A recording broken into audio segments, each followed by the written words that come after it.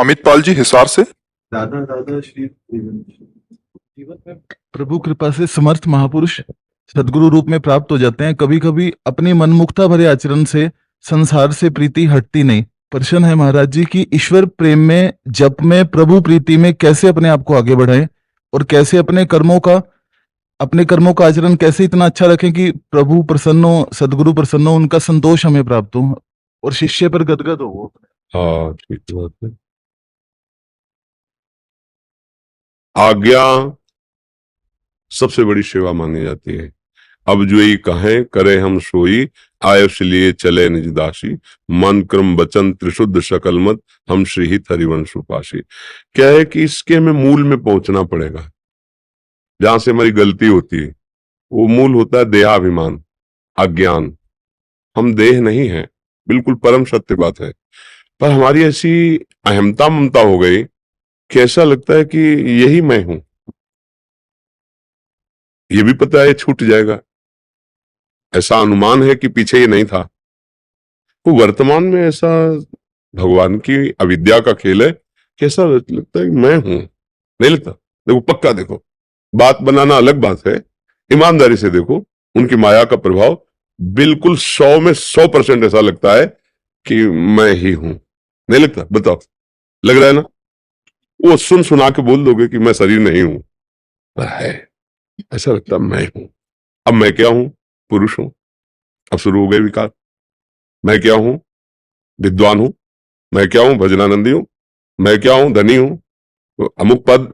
अब ये सब बढ़ती शाखाएं चली गई और इतना बुरा फंस गए कि अब निकलना बड़ा मुश्किल हो। ये एक जन्म की बात नहीं, अनंत जन्मों से हम फंसे चले आ रहे इसी में, इसी मूल में। अब मूल से सुधार हो तो सब, जैसे मूल से उखाड़ दो वृक्ष को, पूरा वृक्ष सूख जाएगा। इसीलिए भगवान ने मूल बात कही है। मूल कौन पूरी सृष्टि का? श्री भगवान। ऊर्ध्व मूल मधा शाखा मस्वत्थम प्राहुरभ्यम, सबके मूल भगवान है ना। अब इस अविद्या के मूल को मूल में समर्पित कर दो। सर्वधर्मान परित्यज्य माम एकम शरणम व्रज। मैं प्रभु के सिवा कोई हमारा नहीं, ऐसा स्वीकार करता हूं। प्रभु के सिवा दूसरा कोई नहीं है। ये शास्त्र सम्मत बात है, भगवद आज्ञा की बात है। वैसे भी प्रभु के सिवा कोई नहीं है। वो ऐसे लीला बिहारी हैं कि अपने को माया के पर्दों में छुपा के अपने आप से अपने आप में खेल रहे हैं। कोई ज्ञानी ही, कोई विद्वान भगवत प्रेमी ही जान पाता है। तो हम पहले मान्यता ऐसी करें कि मैं प्रभु की शरण में हूं, प्रभु के सिवा मेरा कोई नहीं है। यहां से सुधार अपने आप होने लगेगा, पक्का। मूल से सुधार करो, पक्का होने लगेगा। अब जो भी मेरे पास सानिध्य में है वो सब प्रभु ही इन रूपों में है। चाहे कोई व्यक्ति आवे, चाहे जड़ सामने दिखाई दे, या कोई दूषित भाव वाला या अच्छे भाव वाला, है मूल में प्रभु ही। ये जो भाव को भाव दिखाई दे रहा है ये केवल मायाकृत है, अविद्याकृत है। और उन प्रभु का मैं तन मन सहित दास हूं। इसको हम ये तो नहीं सिद्ध कर पा रहे कि मैं शरीर नहीं हूं, तो चलो इसको समेट लेते हैं। शरीर सहित मन सहित, मन भी हमारे कब्जे में नहीं आ रहा, शरीर सहित मन सहित हम अपने आप को प्रभु के चरणों में समर्पित करते हैं। अब इसकी विस्तार से व्याख्या, शरीर से जितनी क्रियाएं होती हैं वो सब क्रियाएं प्रभु को समर्पित करने से शरीर समर्पित ऐसा प्रमाणित हो जाएगा। और जितने मन में स्फुरणाएं होती हैं वो सब प्रभु के अनुकूल उठे तो मन समर्पित हो जाएगा। और जब तन और मन समर्पित हो जाएगा तो वैसे स्वभाव बन जाएगा, उसे कारण शरीर कहते हैं। जब ये तीनों समर्पित है तो मैं तो समर्पित हूं ही। सोहम तवैवाश्रिता, मैं आपके आश्रित हूं।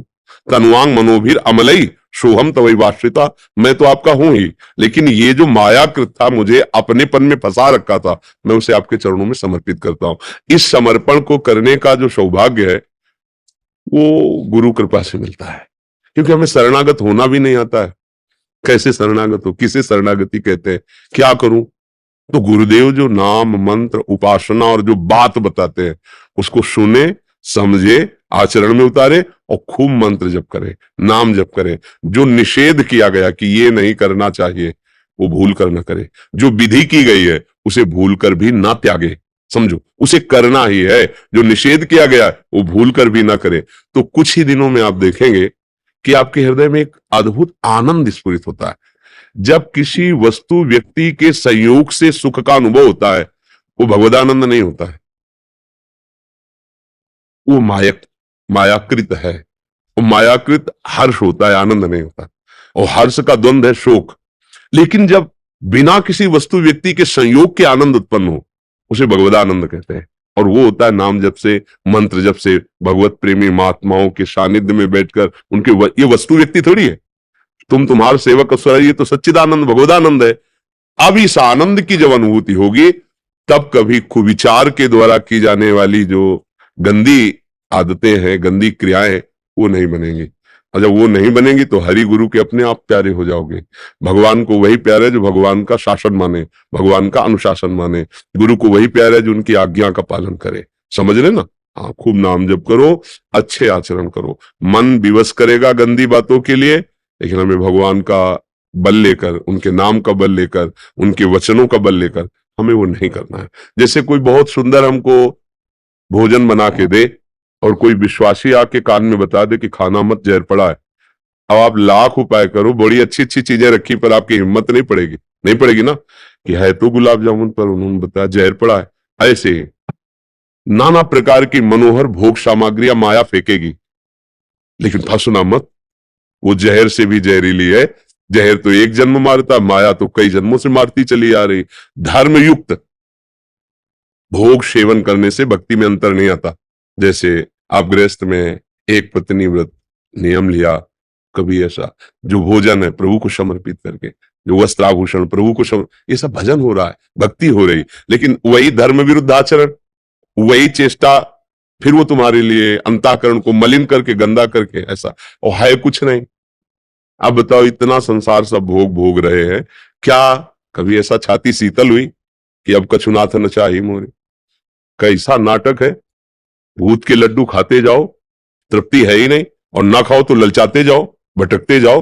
कैसा जादू तमाशा है। खाओ तो तृप्ति नहीं। अच्छा, एक आदमी चाहता है कि अगर हमको हमारे मन चाहे भोग मिल जाए तो फिर शांति मिल जाएगी।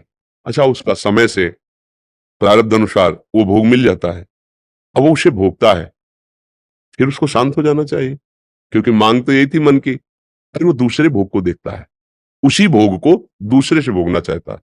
अगर वो प्रथम भोग में धर्म का अनुशासन स्वीकार कर लेता तो भोग इच्छा का नाश होना शुरू हो जाता, लेकिन उसने प्रथम गलती शुरू कर दी, अब वो बढ़ता चला जा रहा है।